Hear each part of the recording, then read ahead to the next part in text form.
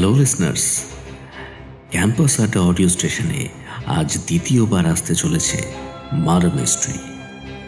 তবে এবার রহস্য আরো গভীর, আরো জটিল। রহস্য যখন ঘনীভূত হয়ে জট পাকাতে শুরু করে, তখন অন্য কোনো আড়ালে লুকিয়ে থাকে সূত্র। কিন্তু সেই সূত্র ধরেই কি সবসময় পৌঁছানো সম্ভব হয় সমাধানের দোরগোড়ায়? সেই রহস্যভেদী সোপান বেয়ে আজ আমরা নিয়ে এসেছি জনপ্রিয় লেখিকা সুদীপ্তা ঘোষের কাহিনী অবলম্বনে মুখোশের আড়ালে।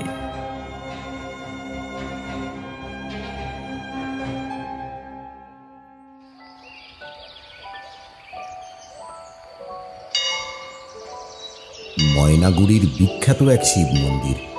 ওই মন্দিরের খুব নাম। অনেক দূর দূর থেকে লোক আসে ওখানে পুজো দিতে, আর বিশেষ বিশেষ তিথিতে তো সেখানে লোকেদের মেলা বসে যায়। চারপাশ সরগরম হয়ে ওঠে মানুষের ভিড়ে, চারিদিক দোকানে দোকানে ছেয়ে যায়। বাদ বাকি সময় ওই মন্দির ও তার আশপাশ কিন্তু নির্জন হয়েই থাকে। না কোনো দোকান খোলে আর না কোনো পুণ্যার্থী আসে। শুধু মন্দিরের ওই পুরোহিত এসে নিয়মমাফিক পুজো সারে আর চলে যায়। আর ঠিক সেই মন্দিরের পিছনে বিশাল এক জঙ্গল। যদিও ওই জঙ্গলের ভিতরে কোনো হিংস্র জন্তু নেই, কিন্তু শিয়াল, নেকড়ে, বাঁদর, ভাম, বুনোমোড়ো এসবের ছড়াছড়ি সেখানে। এমনিতে সাধারণ লোক ওই জঙ্গলের ভিতরে কেউ যায় না, কিন্তু কিছু গরিব কাঠুরে রোজগারের আশায় ওই জঙ্গলের ভেতরে রোজই ঢোকে। কপাল ভালো থাকলে কাঠের সাথে ফলমূল, কচু ঘেঁচু, দু একটা বনমোরগ, এমনকি জাল বিছিয়ে খরগোশও শিকার করে তারা। ভালো দামে পড়ে সেটা আবার বিক্রিও করে দেয়। সেদিনও দুই কাঠুরে ওই জঙ্গলের ভিতরে নিজেদের মধ্যে কথা বলতে বলতে যাচ্ছিল। শোন, আজকে যা কাঠ পাবো সবটাই বাজারে দিতে হবে।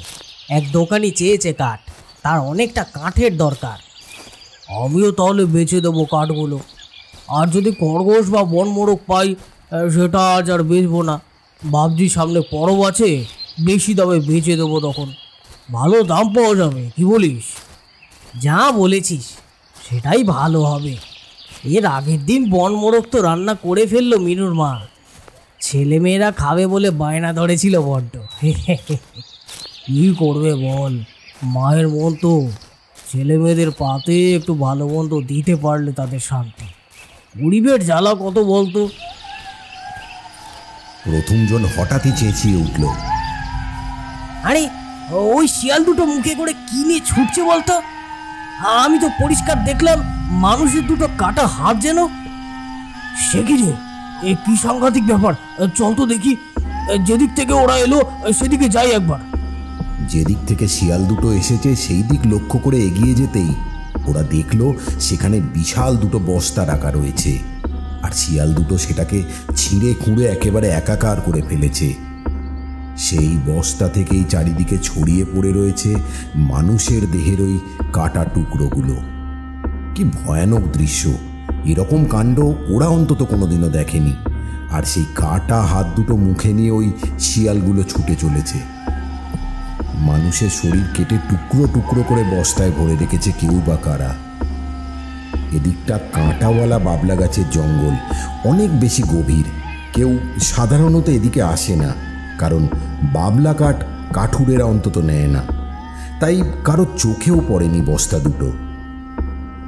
একটু দূরে নীল রঙের একটা বিশাল ট্রলি ব্যাগ পড়ে আছে, ওটা তেমনি আটকানো রয়েছে। কেউ খোলেনি ট্রলি ব্যাগটা। শিয়ালগুলো সেই বস্তাটা ছিঁড়ে টুকরো টুকরো করে বার করে নিয়ে যাচ্ছে। একটা অস্বাভাবিক পচা গন্ধে জঙ্গলের বাতাস ভারী হয়ে উঠেছে। কাঠুরিয়ারা আতঙ্কিত হয়ে তক্ষুনি চিৎকার চেঁচামেচি শুরু করে দিল, আর ভয় আতঙ্কে জঙ্গল থেকে বেরিয়ে এলো এক ছুটে।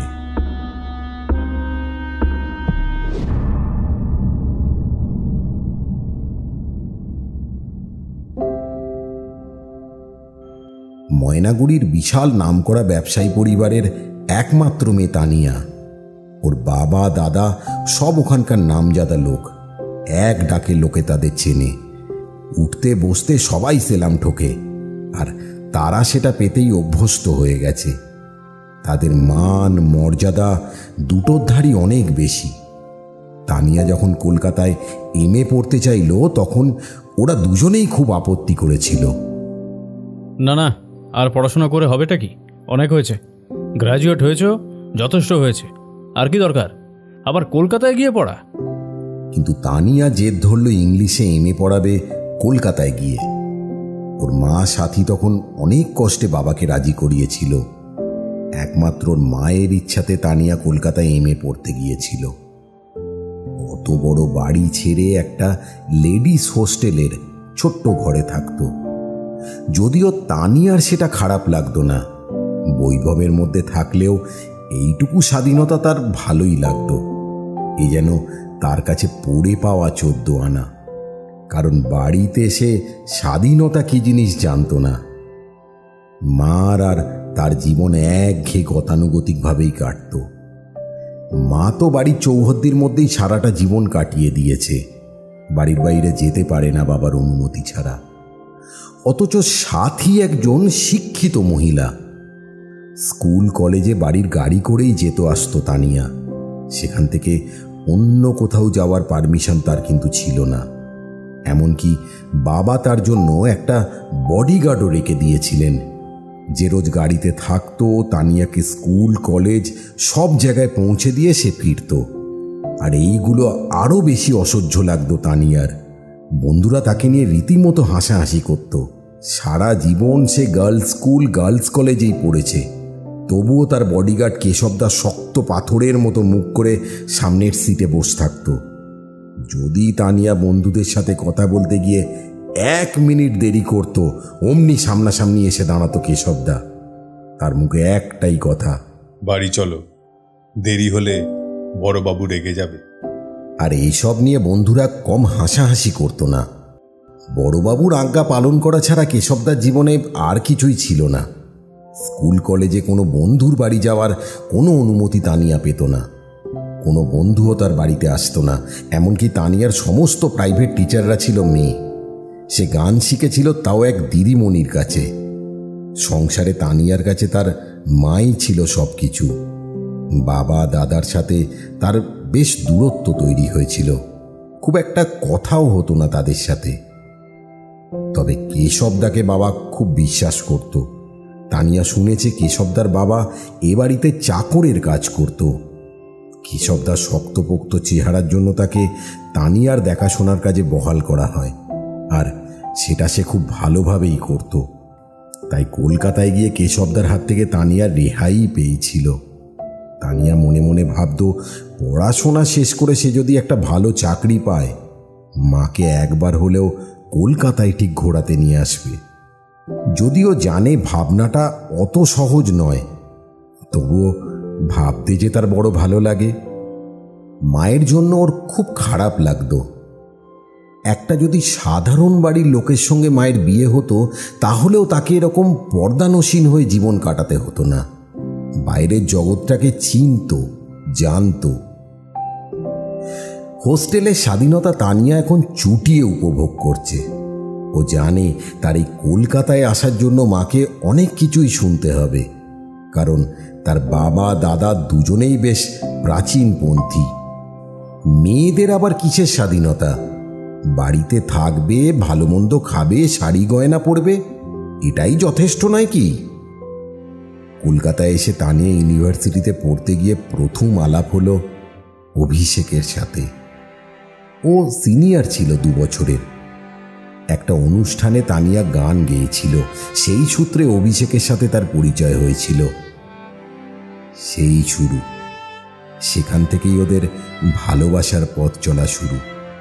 খুব সাধারণ ঘরের ছেলে অভিষেক, কিন্তু ওর মেধা, ব্যবহার আর সব কিছু দেখেই প্রথম থেকেই তানিয়ার বেশ ভালো লেগে গিয়েছিল অভিষেককে। এবার ধীরে ধীরে দুজন দুজনকে ভালোবেসে ফেলে। তানিয়া বড়লোকের মেয়ে হলেও তার চেহারা এবং স্বভাব দুটোই খুব মিষ্টি ছিল, যার জন্য সবাই তাকে পছন্দ করত এবং ভালোবাসত। ইউনিভার্সিটিতে তার অনেক বন্ধু হয়ে গিয়েছিল। ইকোনমিক্সে এমএ করে অভিষেক একটা ভালো চাকরি পেয়ে গেল। এরপর একদিন ও তানিয়াকে ওদের বেহালার বাড়িতে নিয়ে গেল। ছোট্ট একতলা একটা ছিমছাম বাড়ি। বাড়িতে বাবা, মা আর ছোট বোন আছে। ওরা তানিয়ার পরিচয় পেয়ে খুব খুশি হয়েছিল। ওকে দেখা মাত্রই আপন করে নিল। অভির বোন তো তানিয়াকে বৌদি ভাই ডেকে বসল। খুব অস্বস্তি হলেও সেটা বেশ ভালোই লাগছিল ওর। অভিষেকের সাথে তার পরিচয় তানিয়া বাড়িতে মাকে ছাড়া কিন্তু আর কাউকেই বলেনি। মা যদিও কথাটা শুনে বেশ ভয়ই পেয়েছিল তার বাড়ির কথা ভেবে। বাড়িতে জানলে যে কি অবস্থা হবে সেটাই ভয় পাচ্ছিল সাথী। এদিকে তানিয়ার বাবা মেয়ের বিয়ে তার এক ঘনিষ্ঠ বন্ধুর ছেলের সাথেই ঠিক করে, যে বিশাল এক ব্যবসাদার, আর তার ছেলে বিদেশে থাকে। বিয়ে করে বউকে সেখানেই নিয়ে যাবে, সেরকমই কথা হয়ে আছে দুই বন্ধুর মধ্যে। যদিও এসবের বিন্দু বিসর্গ তানিয়া জানত না। সে কলকাতায় থাকাকালীন একদিন তার বাবা সেই বন্ধু মনোময় মিত্র তানিয়াদের বাড়িতে আসে। ওনাদের বাড়ি শিলিগুড়িতে। তিনি তো এসেই তানিয়াকে দেখতে চাইছিলেন। মেয়ে কলকাতাতে পড়তে গেছে শুনেই তিনি বললেন, কলকাতা পড়তে যাওয়ার কি আছে, ওখানে কি পড়াশুনো হয়? বিদেশে পড়াশুনো করলে তার মান মর্যাদা অনেক বেশি। কলকাতায় যাওয়ার কি আছে আমি তো বুঝতে পারলাম না। তানিয়ার বাবা অভিজিৎ বাবু বললেন, ঠিক আছে, এখন পড়ছে পড়ুক। বিয়ের পর তো আর কলকাতা যাওয়ার প্রশ্নই নেই, বিদেশে গিয়ে যা করবার করবে। মনোময় বাবু বললেন, তা আপনি বিয়ের ডেটটা ঠিক করুন। 3 মাস বাদেই তো সাহেব দেশে ফিরছে। একেবারে বিয়েটা করে বউ নিয়েই ফিরবে। তারপর তানিয়ার পাসপোর্ট, ভিসা সব কিছুর ব্যবস্থা করতে হবে। সেটা তো সময় সাপেক্ষ ব্যাপার। কিন্তু সাহেব তো আমার মেয়েকে আগে দেখেইনি। আরে ফটো তো দেখেছে, তাছাড়া ও সব কিছুই আমাদের ওপর ছেড়ে দিয়েছে। বলেছে তোমার বন্ধুর মেয়ে যখন, চোখ বন্ধ করে বিয়ে করা যায়। সত্যি আজকালকার দিনে এমন ছেলে দেখাই যায় না, আবার যে কিনা 5 বছর ধরে বিদেশে থাকে। অভিজিৎ বাবুর কথা শুনে বেজায় খুশি হয়ে মনোময় বললেন, এইসব ফ্যামিলি সংস্কার, বুঝলেন? নইলে ওর মতো ছেলের বিয়ের চিন্তা, লাখ মেয়ের লাইন পড়ে যাবে। আমি শুধু আপনাকে কথা দিয়েছি বলেই সেটার মর্যাদা রাখতে চাই। বেশ গর্বের সাথে বললেন মনোময় বাবু। অভিজিৎ বাবু আনন্দিত হয়ে বললেন, আমি কালকেই পুরোহিত ডেকে একটা শুভ দিন ঠিক করতে বলবো। আপনার কোনো চিন্তা নেই, কোনো চিন্তা নেই। মনোময় বাবু চলে যেতেই তানিয়ার মা সাথী এসে তার স্বামীকে জিজ্ঞেস করল, তুমি তানির বিয়ে ঠিক করে ফেলেছ, অথচ মেয়েটাকে জানাবে না একবার? এতে জানানোর কি আছে? যে ছেলের সাথে বিয়ে ঠিক করেছি সেটা ওর ভাগ্য। ওরকম ছেলে আর পাবো কোথায়? নেহাত আমার সাথে মনোময়ের অনেক দিনের বন্ধুত্ব, সেই জন্য এত ভালো সম্বন্ধ পেলাম। তার ছেলেটা তো বিদেশে থাকে, তার সম্বন্ধে একটু খোঁজ খবর নিও। বিদেশে কি করে না করে কিছুই তো বলা যায় না। আমার কতদিনের চেনা বন্ধুর ছেলে, সেটাই কি যথেষ্ট নয়? খোঁজ খবর করার কি আছে সেটাই তো আমার মাথায় ঢুকছে না। এমন সময় ওদের একমাত্র ছেলে সৌরভ ওরফে বাবাই ঢুকল। সে সবই শুনেছে, তাই মায়ের উদ্দেশ্যে বলল, তুমি নিজেই চলে যাও জার্মানিতে মা, সব খোঁজ খবর নিয়ে এসো। এইরকম একটা ছেলের সম্বন্ধ তানির জন্য নিজের থেকে এসেছে, এটাই বড় কথা নয় কি? সাথী ছেলেকে বলল, এতে এত কথার কি আছে সেটাই তো বুঝলাম না। একটা মেয়েকে সারা জীবনের জন্য যার হাতে তুলে দেব, তার সম্বন্ধে খোঁজ নেব না? ছেলের বাবা চেনা হতে পারে, ছেলে তো নয়। তারপর অন্যরকম কিছু শোনা গেলে তখন তো কিছুই করার থাকবে না।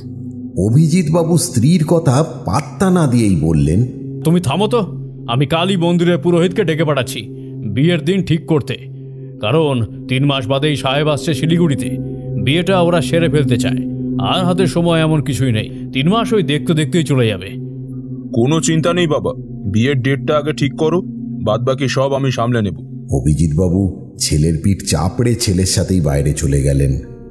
আর একা ঘরের ভেতরে দাঁড়িয়ে সাথী একটা অজানা আশঙ্কায় ভুগতে লাগলো। বুঝতেই পারল ছেলেটার সম্বন্ধে ওরা কোনো খোঁজ খবরই নেবে না। তানিয়াকে ওদের হাতে তুলে দিতে পারলেই যেন বাঁচে, তাতে বন্ধুত্বও অটুট থাকবে আর নিজেদের মান মর্যাদাটাও। তাতে মেয়ে ভালো থাকুক আর না থাকুক কি এসে যায় ওদের? মানুষটা তো নিজের স্বার্থ ছাড়া কিছুই বোঝে না। জার্মানিতে বসবাস করে জামাই।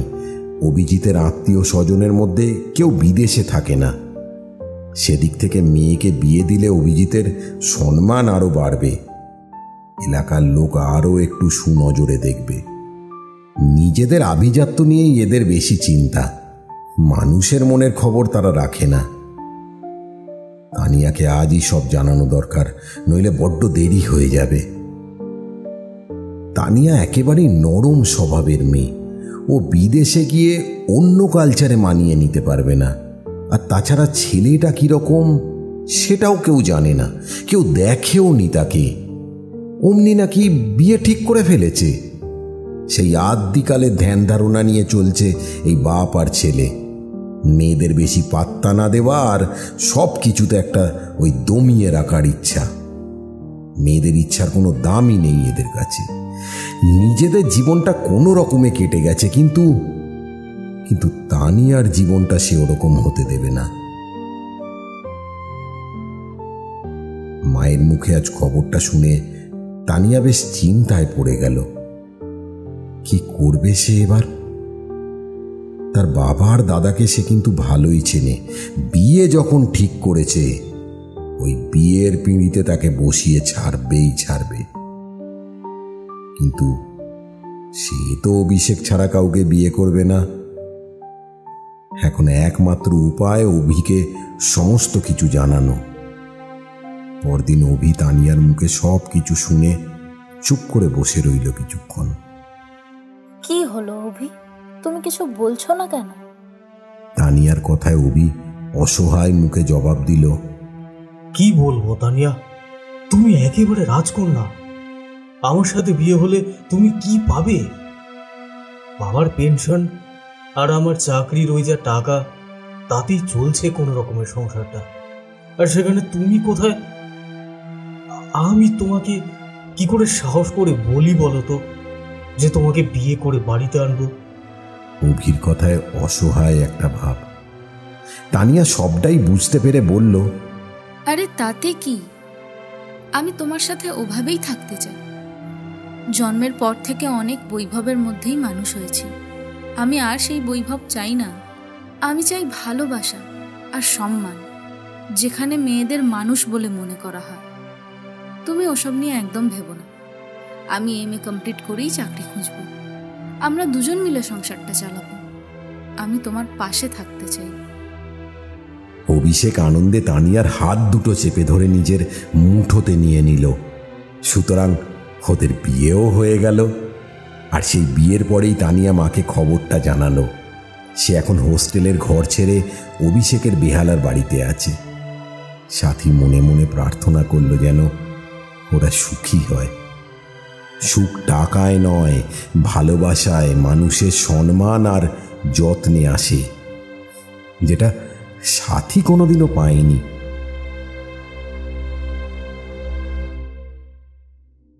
কটা দিন কেটে গেলে সেদিন খাবার টেবিলে অভিজিৎ সাথীকে বলল, মেয়েকে ফিরে আসতে বলো।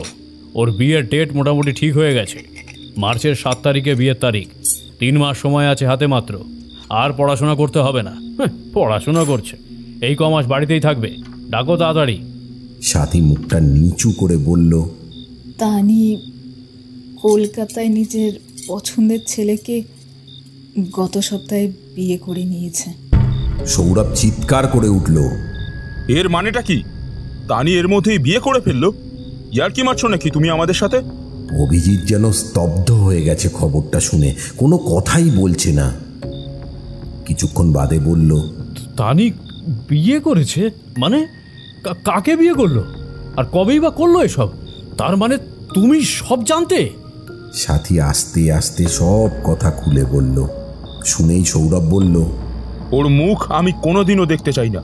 ভিখারি বাড়ির বউ হয়েছে, বুঝুক এবার কত ধানে কত চাল। আবার এসে আমাদের কাছেই উঠবে, দেখে নিও বাবা। অভিজিৎ তখন শান্ত গলায় বলল ছেলেকে, তুমি এত রেগে যেও না। বিয়েটা যখন হয়েই গেছে, আমাদের তো মেনে নেওয়াই উচিত। কিছুই তো আর করার নেই আমাদের। তুমি এসব কি বলছো বাবা?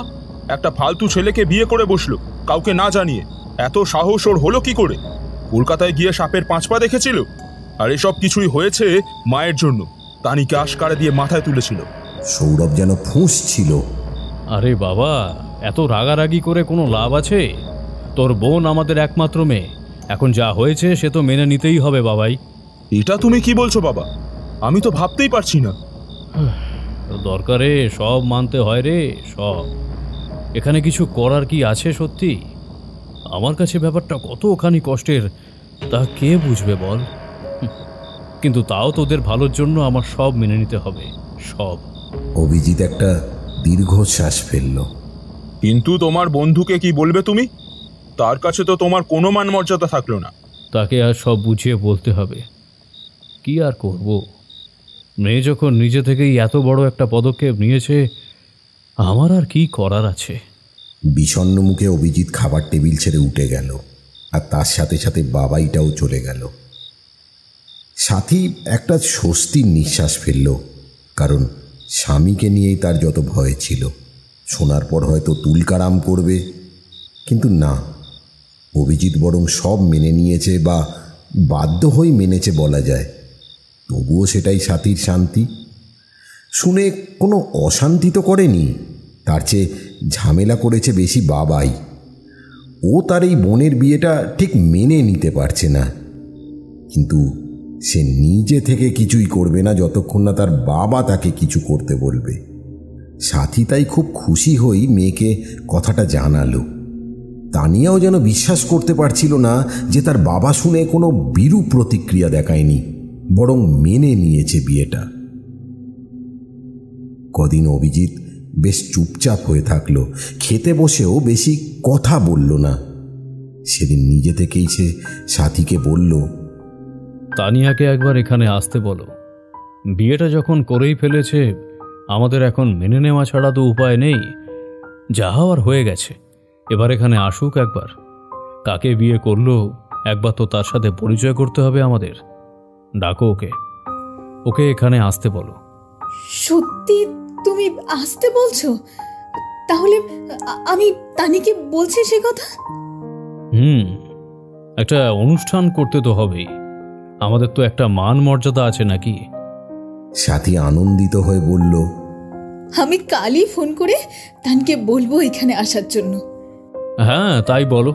বিয়ে নিশ্চয়ই কাগজে কলমে করেছে, ওরা অনুষ্ঠান করবে বলে তো মনে হয় না। ঠিক আছে, আমি ওদের আসতে বলবো। আমারও তো মেয়ে জামাইকে দেখতে ইচ্ছে করছে। খুব খুশির সাথে বলল সাথী। পরদিনই তানিয়াকে ফোন করে সব কিছু বলল, আর যতটা সম্ভব তাড়াতাড়ি ময়নাগুড়িতে আসতে বলল। তানি শুনে যেন বিশ্বাস কিছুতেই করতে পারছিল না যে বাবা তাদের ময়নাগুড়িতে যেতে বলেছে। বাড়ির জন্যে তার মনটাও কাঁদত। যদিও বাবা দাদার সাথে ভালো বন্ডিং না থাকলেও মা তার সব থেকে কাছের মানুষ ছিল। সেই মাকে সে যে কতদিন দেখেনি।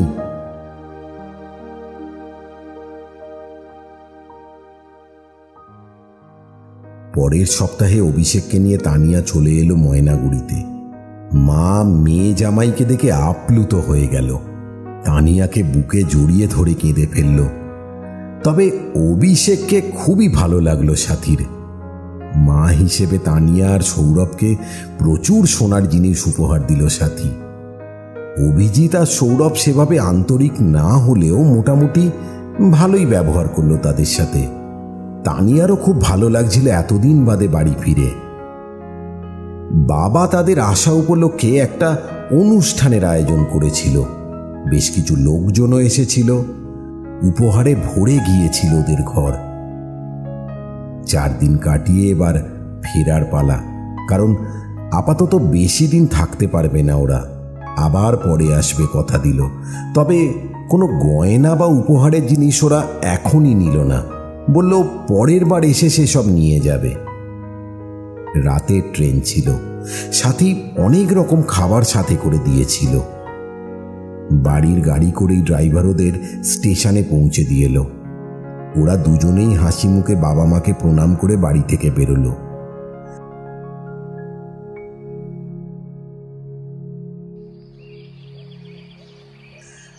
পরদিন অনেকটা বেলা হয়ে গেছে। সাথী বারবার ভাবছিল, তানি পৌঁছে একবার জানালো না তো, এত ভুলে গেল। আচ্ছা, নিজেই একবার ফোন করে দেখি কখন পৌঁছালো ওরা বাড়িতে। কিন্তু সেই মুহূর্তেই একটা অচেনা নাম্বার থেকে ফোন এলো। ধরবো না করে ফোনটা শেষমেশ ধরেই ফেললো। ওটা তানিয়ার শাশুড়ি মায়ের ফোন। তানিয়া আর অভিষেক তখনও বাড়ি পৌঁছয়নি, আর ওদের দুজনেরই ফোন সুইচড অফ বলছে গতকাল রাত থেকেই। উনি এর জন্য খুবই চিন্তায় পড়ে গেছেন। শুধু উনি নন, বাড়ির সবাই চিন্তায় প্রায় অস্থির হয়ে আছে। শুনেই সাথীর মাথা ঘুরে গেল। এসব কি শুনছে? ওরা এত বেলা হলো কলকাতায় পৌঁছয়নি, আর তার উপর ফোন সুইচ অফ দুজনেরই। সে দৌড়ে গেল তার স্বামীর কাছে। অভিজিৎ সব শুনে আকাশ থেকে পড়ল। এসব কি বলছো? ওরা এখনো বাড়ি পৌঁছয়নি, ফোন সুইচড অফ? সাথী কাঁদতে কাঁদতে বলল, আমার একদম ভালো ঠেকছে না। ওদের কোনো বিপদ হলো না তো? আজে বাজে কথা বলা বন্ধ করো তো। বিপদ হবে কেন? আমি দেখছি কি করা যায়, দেখছি, তুমি শান্ত হও। বলেই অভিজিৎ বেরিয়ে গেল। কিন্তু না, ওদের কোনো খোঁজ আর পাওয়া গেল না। ট্রেনের আপডেট চেক করে জানা গেল সেকেন্ড এসি কামরায় ওদের সিট ফাঁকাই ছিল, কেউ ওঠেনি ওই সিট দুটোয়। তার মানে স্টেশনে পৌঁছেও ওরা ট্রেনে ওঠেনি। কিন্তু কোথায় গেল তাহলে?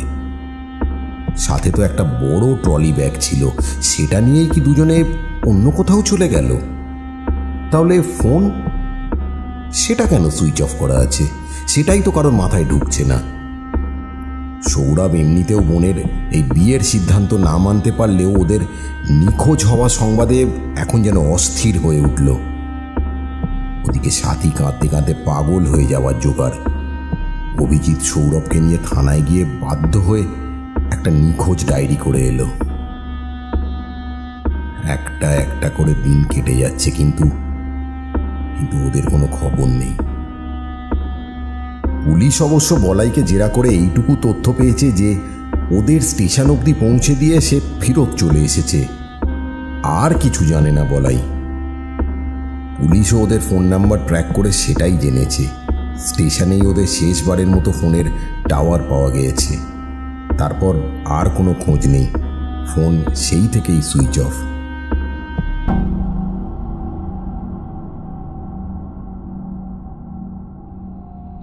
এই ঘটনার 7 দিন বাদে মন্দিরের পেছনের জঙ্গলের ভিতরে দুটো বস্তায় পাওয়া গেল দুটো দেহের টুকরো করা অংশ, যা কাঠুরেরা দেখতে পেয়েছিল।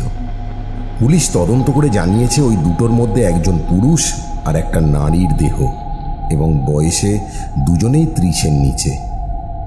ওদের শরীর যেভাবে টুকরো করা হয়েছে তাতে চেনার উপায় নেই কোনো রকম। শুধু দুজনের আঙুলের দুটো আংটি দেখেই চেনা গেল। তবে খুনি কিছুই নেয়নি, কারণ দুল আংটি সবই ছিল তখনও। তবে মুখ দুটো দেখেই বোঝা যাচ্ছিল ওদের পরিচয়। মেয়েটির বাঁ গালে একটা কালো তিল ছিল, আর ছেলেটার থুতনিতে একটা কাটা দাগ ছিল। এটুকু দেখেও শনাক্ত করা গেল ওরা কারা আসলে। যেটা জানা গেল তারা হচ্ছে অভিজিৎ বাবুর একমাত্র মেয়ে ও জামাই তানিয়া আর অভিষেক। কারণ নামী ব্যবসায়ী হওয়ার সুবাদে ওখানে সবাই মোটামুটি অভিজিৎ সরকারকে চিনে জানে। এই খবরটা যেন দাবানলের মতো ছড়িয়ে পড়ল। অভিজিৎ সরকারের মেয়ে জামাইকে কে বা কারা নৃশংসভাবে খুন করেছে। মেয়ে জামাইয়ের এই নির্মম পরিণতি কেউ আর মেনে নিতে পারছিল না। দুই বাড়িতেই সবাই শোকে মুহ্যমান হয়ে পড়ল। অভিষেকের বাড়ির অবস্থা আরও করুণ, কারণ বাড়ি থেকে অত দূরে তাদের একমাত্র ছেলে খুন হয়েছে। বিয়ের পর প্রথমবার শ্বশুরবাড়ি গিয়েই জামাই খুন হলো। যার শ্বশুর শালা এত প্রভাবশালী, তাদের জামাইকে কে বা কারা খুন করলো সেটাই তো আশ্চর্যের বিষয়। আর ওই ছেলেই ছিল তাদের একমাত্র অন্ধের যষ্টি। বাবা মায়ের বয়স হয়েছে, আর বোন এখনো কলেজে পড়ছে, অনেকটাই ছোট সে। ওদের পরিবারে যেন হতাশা নেমে এলো। কিন্তু অভি আর তানিয়ার মৃত্যুর কারণ কারোর কাছেই স্পষ্ট নয়। কেন, কি কারণে ওই দুটো নির্দোষ ছেলে মেয়েকে খুন করা হলো সেটা কেউই জানে না। অভিজিৎবাবু পুলিশকে বলল, আমি চাই আমার মেয়ে জামাইকে যে বা যারা এরকম নৃশংসভাবে মেরেছে তারা যেন অবশ্যই ধরা পড়ে। তারা যেন কঠিন থেকে কঠিনতর শাস্তি পায়, কঠিন শাস্তি পায়। পুলিশ অভিজিৎ সরকারকে জিজ্ঞেস করল, আপনার কি কোনো শত্রু ছিল যারা এরকম কাজ করতে পারে? শুনে অভিজিৎ বলল, আমাদের শত্রু থাকলে তারা তো আমাদের ক্ষতি করবেই, কিন্তু আমার মেয়ে জামাইকে মারবে কেন? মৈনাক বুঝল কথাটা মিথ্যে নয় একেবারেই। ওনার ছেলে সৌরভ পাশেই ছিল। অফিসার যখন জানতে চাইল, আপনার কি মনে হয় কে খুন করতে পারে ওদের? সৌরভ রুক্ষ স্বরে জবাব দিল, সেটা দেখা আপনাদের কাজ, আমি কি করে বলবো সেটা? খুনের মোটিভটা পুলিশের কাছে একেবারেই পরিষ্কার নয়। গয়না বা টাকা পয়সা কোনো কিছুই তাদের কাছে সেরকম বেশি ছিল না, আর যেটুকু ছিল সেসব খুনি নেয়ওনি। এমনকি ট্রলি ব্যাগটাও খুলে দেখেনি। তার মানে খুনটা সোনা বা টাকার জন্য নয়, অন্য কোনো কারণ ছিল ওদের খুনের পিছনে। আর স্টেশন থেকে ওদের ওই জঙ্গলের ভিতরে যাওয়ার কি দরকার পড়েছিল তাও কারোর বোধগম্য হচ্ছে না। কিন্তু খুনটা অবিশ্বাস্যভাবেই নৃশংস এবং বিরলতম। অফিসার মৈনাক রুদ্র তার শখের গোয়েন্দা বন্ধু সায়নের সাথে এইসব নিয়ে আলোচনা করছিল। দেখ, আমি না এই কেসটায় একেবারে অগাধ জলে, কিছুই বুঝতে পারছি না। ওদের খুনটা কেন করা হলো? না ছিল গয়না, না ছিল টাকা পয়সা, এমনকি ওদের ট্রলি ব্যাগটাও একটু দূরেই পড়েছিল। সেটা তো খোলাও হয়নি, তেমনই বন্ধ ছিল। তবে কি কারণে স্টেশন থেকে ওখানে নিয়ে গিয়ে খুন করা হলো? উনি হয়তো ভেবেছিল বিয়ের পর বাপের বাড়ি থেকে ফিরছে, অনেক টাকা গয়না সাথে থাকবে, সেই লোভেই খুনটা করেছে। অথচ খুন করার পর দেখলো তেমন কিছুই নেই ওদের কাছে, সেটাও হতে পারে। কিন্তু তাহলে ট্রলি ব্যাগটা তো খোলেনি খুনি। তাছাড়া ওরা স্টেশন থেকে অত দূরে ওই জঙ্গলের ভেতরে যাবে কেন? কেউ যদি জোর করেও নিয়ে যায় তাকে বাধা দেবে না ওরা? মৈনাক যেন নিজেকে প্রশ্ন করতে থাকে। সায়ন বলল, আগে বাড়ি সবার কাছ থেকে তাদের বলা কথাগুলো জানো, কে কি বলছে সেসব জানা জরুরি। তারপর এভাবে দেহ টুকরো করে কারা কারা খুন করতে পারে সেটাও খবর নাও। মানে অপরাধীদের কথা বলছি আমি। এসব করতে কে বা কারা সিদ্ধহস্ত সেটা আগে জানা জরুরি, তাহলে তোমার কাজটা অনেক সহজ হয়ে যাবে। একদম ঠিক বলেছ, একদম ঠিক। তোমার কথা মতোই এগোতে হবে। দেখি কোনো কাজ হয় কিনা। থ্যাংক ইউ বস।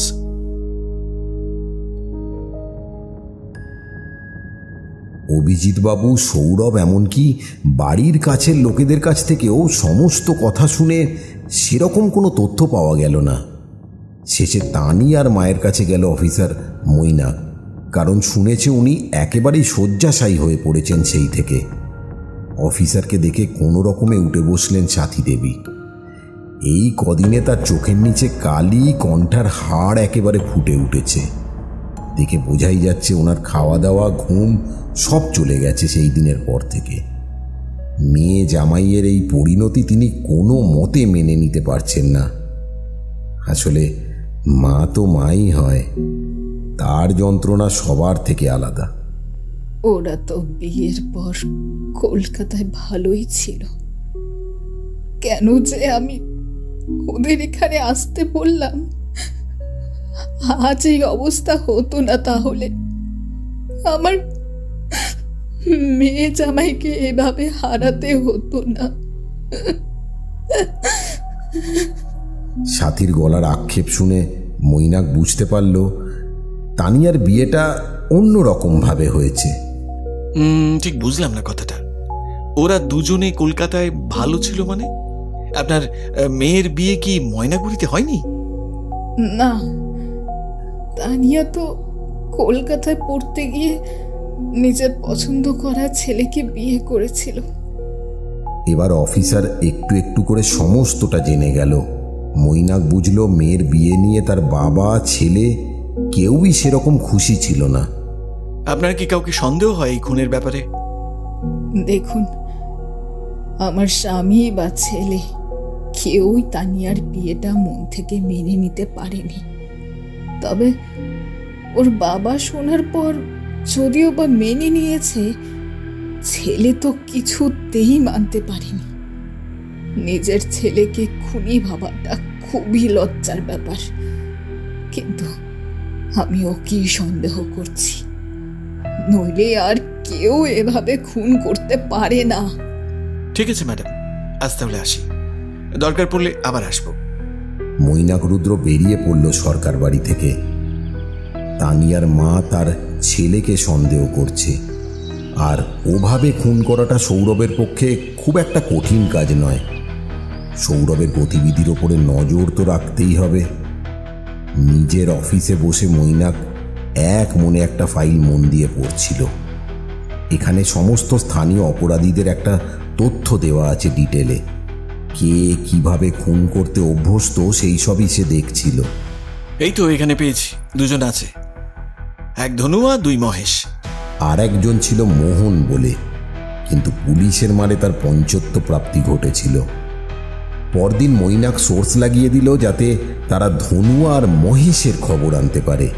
4 দিন বাদেই সেই সোর্স খবর দিল ধনুয়া অনেক বছর আগেই এলাকা ছেড়ে চলে গেছে, তবে মহেশ এখনো এখানেই থাকে। 2 দিন ধরে পুলিশ তার বাড়ির ওপর নজর রেখেছিল। পরদিন মাঝরাতে পুলিশ ঘিরে ফেলল মহেশের বাড়ি। সে পালাবার কোনো পথ পেল না, তাকে তুলে নিয়ে চলে এলো থানায়। এবার তুই বলবি নাকি আমি বলবো? কি ব্যাপারে বলছেন স্যার? আমি তো কিছুই বুঝতে পারছি না। বুঝিয়ে দেবো ভালো করে, যদি আমার কথা ঠিকঠাক উত্তর পাই। বল, ওই মন্দিরের পেছনের জঙ্গলের ভেতরে 2টো বডি কে খুন করে কেটে টুকরো করেছিল? বল। কি বলছেন স্যার? এসব আমি জানি না। আপনি কিছু না জানি আমাকে ধরে আনলেন? কোনো প্রমাণ আছে যে এই কাজটা আমি করেছি? মৈনাক চিৎকার করে উঠল, মেয়েদের তক্তা বানিয়ে রাখবো। ওই রকম মানুষ খুন করে টুকরো করা তোর পুরনো কাজ, ওটাই তোর পদ্ধতি ছিল। স্বীকার করলে ভালো, নইলে পুলিশের মার তোর অজানা নয়। আগে 3 বার জেল খেটেছিস, সেটা কিসের জন্য মনে কর ভালো করে। মহেশ কিন্তু কিছুতেই স্বীকার করতে চাইছে না যে সে এই কাজটা করেছে। ঠিক আছে, লকআপে কাটা কদিন, জামাই আদর খা, তবে যদি স্বীকার করিস। মৈনাক পেছন ফিরতেই চিৎকার করে বলে উঠল মহেশ, স্যার আপনি যতই আমাকে থানায় আটকে রাখুন, আমি তো আসল ঘটনা বলতেই পারবো না, কারণ আমি তো সেটা জানিই না। মৈনাক দাঁড়িয়ে পড়ল। আবার ও সেলের সামনে ফিরত এসে বলল, এসব কথার মানেটা কি? এসব বলে আমাকে ভরকে দেওয়ার চেষ্টা করে কোনো লাভ হবে না কিন্তু। মায়েরই বলছি স্যার, মা কালী দিব্যি, যার ওই কাজ করেছি তাকে আমি চোখেই দেখিনি স্যার, সব ফোনে ফোনে কথা হয়েছে। অভিজ্ঞ মৈনাকে চোখ বুঝল লোকটা মিথ্যা বলছে না। এবার বল কি কি ঘটেছিল, আর তোকে কে খুন দুটো করার নির্দেশ দিয়েছিল সেদিন? আমার ফোনে ওই 1 দিন 20 আগে একটা ফোন এসেছিল। একজন ফোন করে বলল, জরুরি কাজ আছে, করে দিতে পারবে তো? আগে কাজটা কি আগে বলুন। সে বলল, 2 জনকে পরপারে পাঠাতে হবে।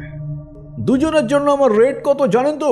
সব জানি, সাথে 1 বোতল বিদেশি মাল, তাই তো? কাজটা বলুন, কবে কখন কোথায় গিয়ে নিকাশ করতে হবে? ওই যে শিবের বিখ্যাত মন্দির আছে, তার পেছনের জঙ্গলে ফেলতে হবে। বডি টুকরো করে রাস্তায় ভরে ফেলে দিতে হবে, একেবারে জঙ্গলের ভিতরের দিকে, যেখানে কেউ যায় না।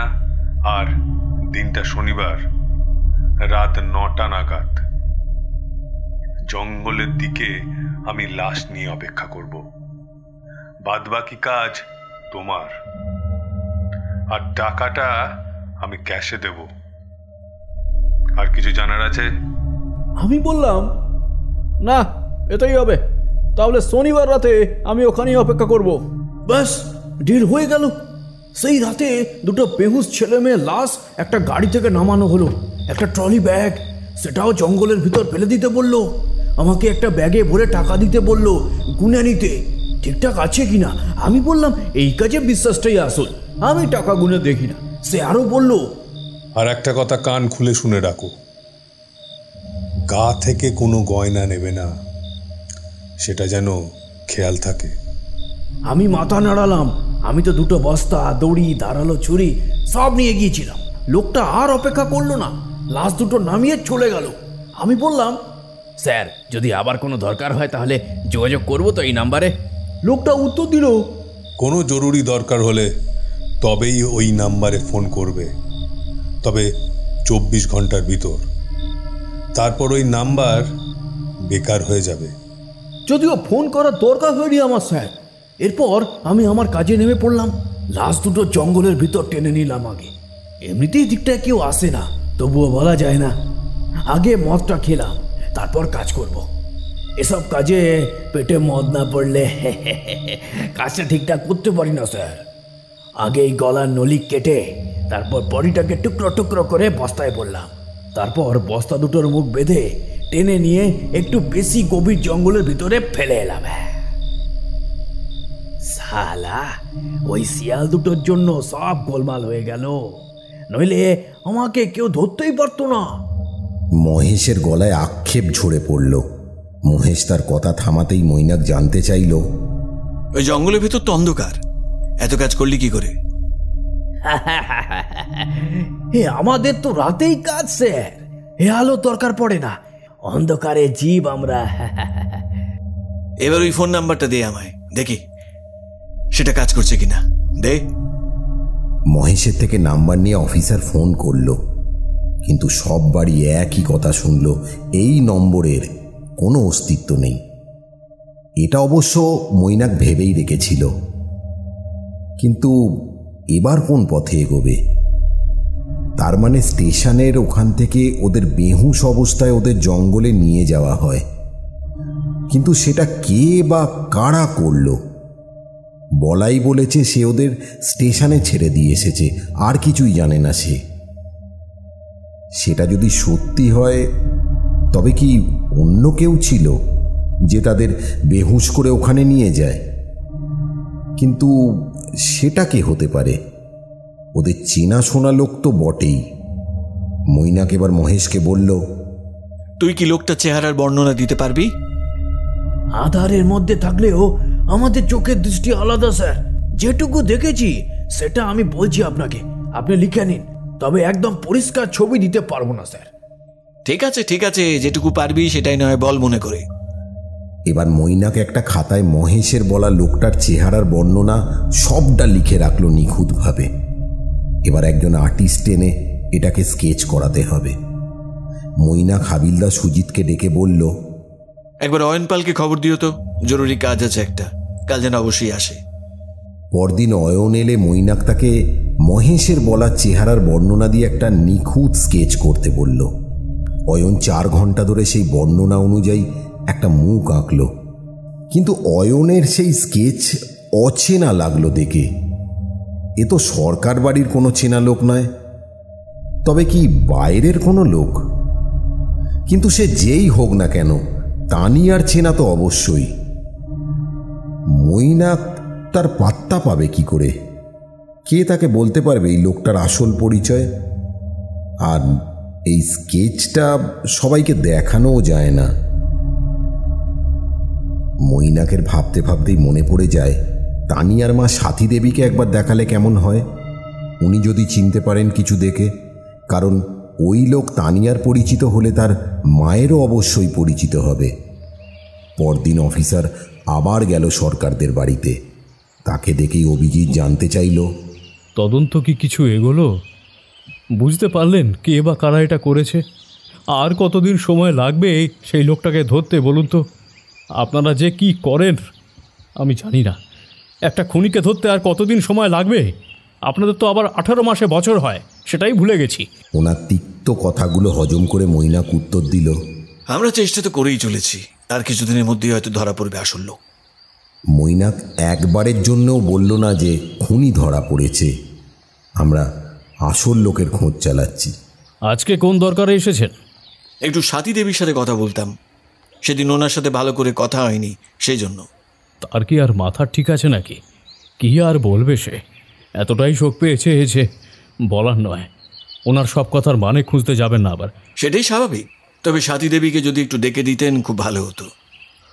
না না, উনি বিছানায় শয্যাশায়ী হয়ে আছেন, এখানে আসবেন কি করে? ঠিক আছে, আমি তবে যাচ্ছি ওনার কাছেই। মৈনাক হাঁটা দিল ওনার ঘরের দিকে, সাথে অভিজিৎ চলে এলো সাথীর ঘরে। মৈনাক এবার বেশ অস্বস্তিতে পড়ল। ওই স্কেচটা সে সবার সামনে বের করতে চাইছে না। এটা ওটা কথা বলছিল তানিয়ার মায়ের সাথে। উনি বারবার বলছিলেন খুনি যেন তাড়াতাড়ি ধরা পড়ে। মৈনাক বলল, আমরা যথাসাধ্য চেষ্টা করছি, আশা করছি কিছুদিনের মধ্যেই ধরা পড়বে। আপনি আপনি ভাববেন না একদম। এমন সময় অভিজিৎ বাবুর ফোনটা বেজে উঠল, আর তিনি কথা বলতে বলতে বাইরে চলে গেলেন। আর সেই সুযোগে তক্ষুনি মৈনাক সেই স্কেচটা সাথী দেবীর সামনে বের করল। দেখুন তো একে চেনেন কিনা। সেটা দেখেই উনি চমকে উঠলেন। একে চিনব না কেন? কোন ছোটবেলা থেকে তানিয়াকে পাহারা দিত ছেলেটা? ও তো কেশব, 12 বছর আমাদের বাড়িতে ছিল। মনে মনে ভীষণ চমকে উঠল মৈনাক। যে মানুষটা এত বছর ধরে মেয়েটাকে রক্ষা করেছে সেই মেরে ফেলল মেয়েটাকে। এটা কিভাবে সম্ভব? কিন্তু এর স্কেচ আমায় দেখাচ্ছেন কেন? এ কি করেছে? না, উনি কিছু করেননি। তবে আমাদের তো সবার ব্যাপারেই খোঁজ নিতে হয়। আচ্ছা, উনি এখন থাকেন কোথায়? এই বাড়িতে তো থাকেন না বোধহয়। না, ও এখন নিজের বাড়িতেই থাকে, সেই রাঙ্গাপুলিতে। আসলে বছরখানেক আগে ওর বাচ্চা ছেলেটার ক্যান্সার ধরা পড়ার পর থেকেই ও এখান থেকে চলে যায়। ও আচ্ছা, আজ তবে আসি আমি। সাথী এবার হাত জড়ো করে বলল, যত তাড়াতাড়ি হয় ওদের খুনিকে ধরুন আপনি। আর আমি সহ্য করতে পারছি না। একটা একটা করে দিন চলে যাচ্ছে, আর আমার বুকের পাঁজর যেন ভেঙে যাচ্ছে। আপনি আরেকটু অপেক্ষা করুন, কদিনের ভেতর একটা খবর আপনাকে দিতে পারবো আশা করি। সে বাইরে আসার সময় দেখল অভিজিৎ বাবু তখনও ফোনে কথা বলে চলেছেন। মৈনাক সারাটা রাস্তা গাড়িতে যেতে যেতে ভাবল, কেশব তো নিজে খুন করবে না, ওর কি স্বার্থ এতে? কেউ নিশ্চয়ই ওকে কাজে লাগিয়েছে। আর তাছাড়া অপরাধী হিসেবে কেশবের কোনো রেকর্ড নেই পুলিশের খাতায়। তাহলে এত বড় অপরাধ সে কিসের জন্য করলো? তাছাড়া শুনেছে সে তানিয়াকে সব সময় ছায়ার মতো রক্ষা করত।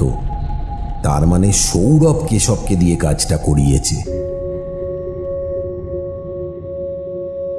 পরদিন পুলিশ ফোর্স নিয়ে রাঙাপল্লিতে গেল মৈনাক। ওর বাড়ি খুঁজে পেতে বেশি ঝামেলা করতে হলো না। পুলিশ থেকে সে কোনো কথা না বলে চুপচাপ ভ্যানে চড়ে বসল। যেন ও জানতো যে কোনো সময় পুলিশ আসবে। তবে ওর স্ত্রী আর অসুস্থ বাচ্চাটা কান্নাকাটি করছিল খুব। থানায় নিয়ে আসার পর কেশব কিন্তু কিছুতেই মুখ খুলছে না। পুলিশি জেরায় এক কথাই বলে চলেছে, আমি নিজের ইচ্ছায় ওদের মেরেছি। কিন্তু কেন? একটা তো কারণ থাকবে মারার। তানিয়া তো কোনো ক্ষতি করেনি তোমার, তবে তুমি ওদের মারলে কেন? আর অত টাকা তুমি পাবে কোথায়? মহেশকে যে পরিমাণ টাকা তুমি খুনের জন্য দিয়েছ, সেটি কি সম্ভব তোমার পক্ষে দেওয়া? কোনো কথায় কোনো বিকার নেই। ভাবলে সিংমুখে বসে রইল কেশব। একটা দিন এইভাবেই কেটে গেল। মৈনাক এবার সায়নকে ফোন করলো, সমস্ত কিছু খুলে বলল তাকে। কেশব যে একসময় তানিয়ার বডিগার্ড ছিল সেটাও জানালো। অথচ তানিয়াকে সে নিজেই নাকি খুনের বরাত দিয়েছিল।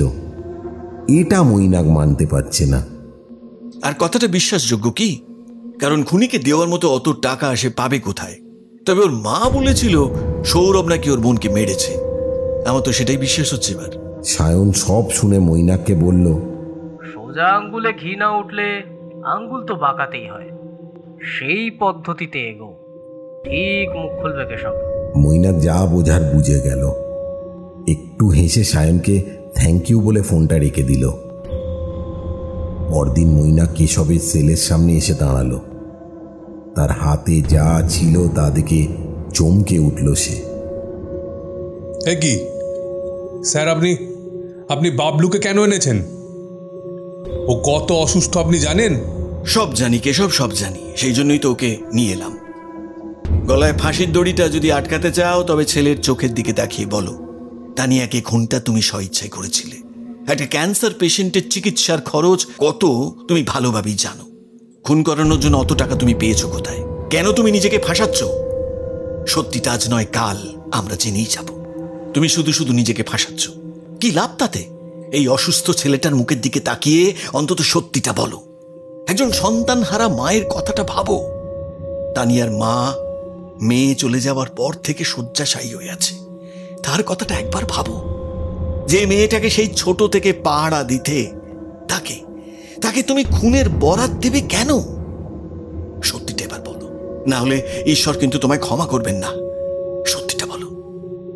এরপরেই একেবারে ভেঙে পড়ল কেশব, আর চুপচাপ থাকতে পারল না।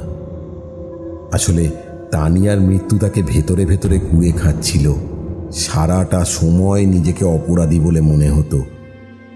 বাবলু তার বাবাকে বলল, বাবা, তুমি সত্যি কথা বলো, তোমার জেল হলে আমি আর মা বাঁচবো কেমন করে? এবার সব কথাই স্বীকার করল কেশব। আমার অসুস্থ ছেলেটাকে নিয়ে নাজেহাল অবস্থা হয়েছিল। সর্বস্ব দিয়ে ছেলেটার চিকিৎসা চলছিল। কপর্দক্ষিণ অবস্থা তখন একদিন বড় কর্তা এলেন আমার কাছে। সব কথা জানতে চাইলেন। সব কিছু শুনে উনি 5 লাখ টাকা দিতে চাইলেন।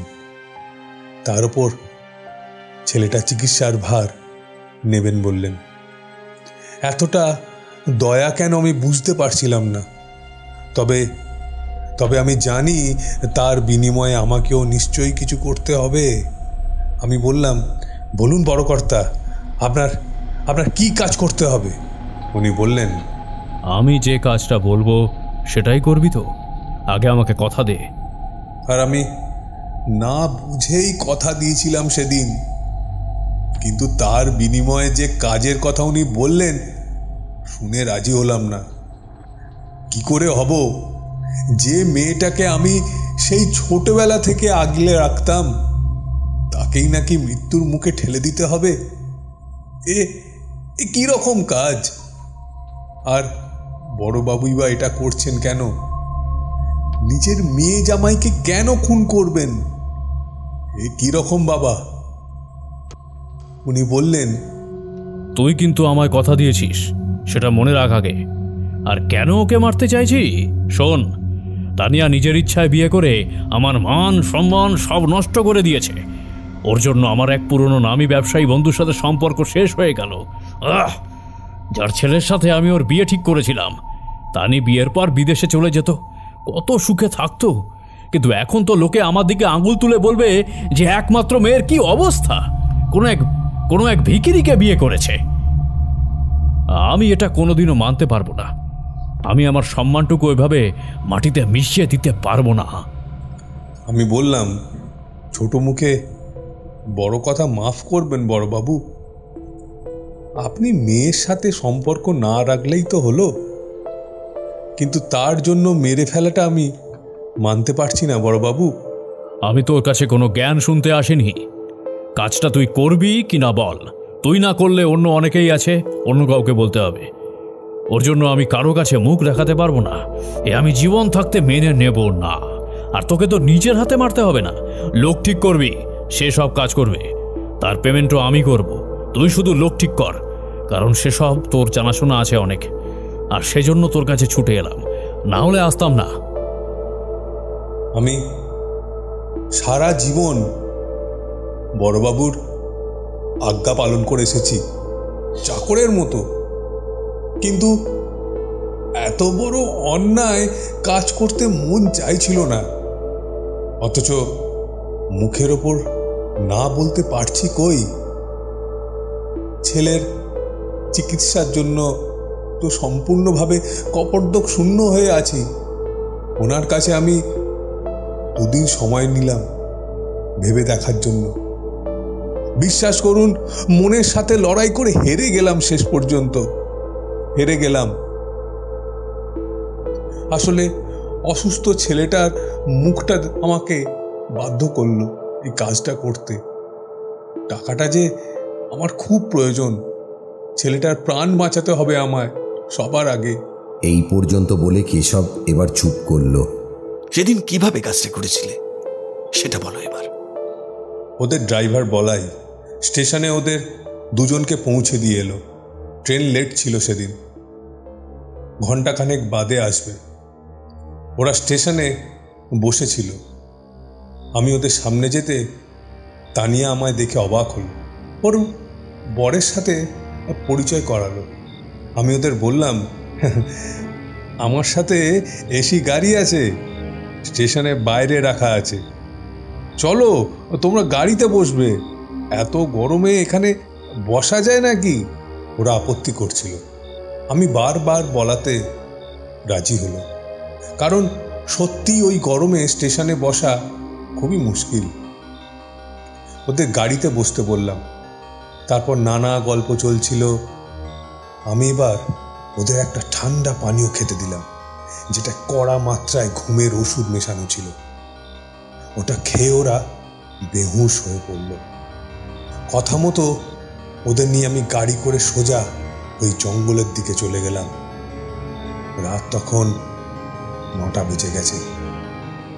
ওদের দুজনের বেহুশ দেহটা ওখানে রেখে এই আমি ফিরে এলাম। আমার নিজের সন্তানকে বাঁচানোর জন্য আমি দুজনকে বলে দিলাম সেদিন, দুজনকে বলে দিলাম ভগবান। কেশব দু হাতে নিজের মুখ ঢাকলো। মৈনাক এতক্ষণে স্তব্ধ হয়ে শুনছিল। কোনো বাবা নিজের মান সম্মান রাখার জন্য এভাবে মেয়ে জামাইকে খুন করতে পারে? এ তো ভাবনারও অতীত।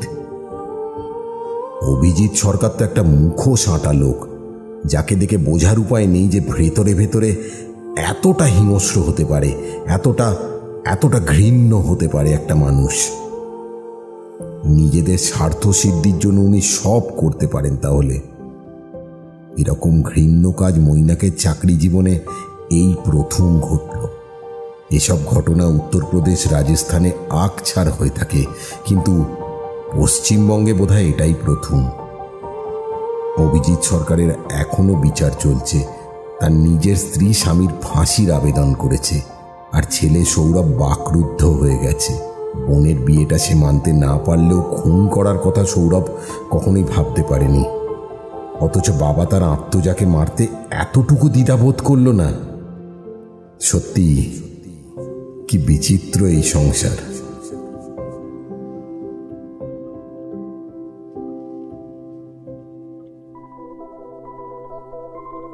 শুনছিলেন মুখোশের আড়ালে, রচনা সুদীপ্তা ঘোষ।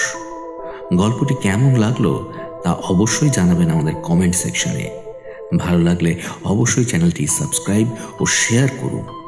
খুব শীঘ্রই এরকম আরও গল্প নিয়ে হাজির হব আমরা, টিম ক্যাম্পাস আড্ডা। ততক্ষণ গল্পে থাকুন, রহস্যে থাকুন।